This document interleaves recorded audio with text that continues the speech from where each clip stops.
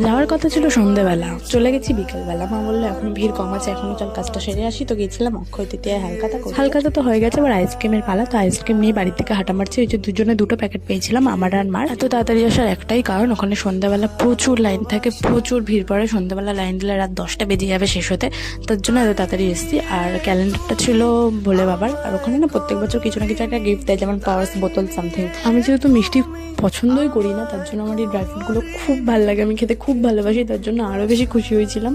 খুব পছন্দ হয়েছিল। আর দুটো ব্যাগে দুটো পার্স পেয়েছিলাম, একটা রেড একটা ব্ল্যাক। আর ব্ল্যাকটা থেকে তোমার কালোর সাথে পুরো ম্যাচিং ম্যাচিং। আবার ফুচকা কোথা থেকে পেলাম, ইটস ম্যাজিক। অ্যাকচুয়ালি আইসক্রিম আর ফুচকা দুটো কোকন ছিল। আমরা যেহেতু বিকেল বিকেল গেছিলাম, তখনও ফুচকা স্টার্টিং হয়নি, তার জন্য কোকনটা নিয়ে বাড়ি চলে গিয়েছিলাম। তো সন্ধ্যেবেলা ওখান থেকে যাওয়ার পথে ফুচকা খেয়েছি।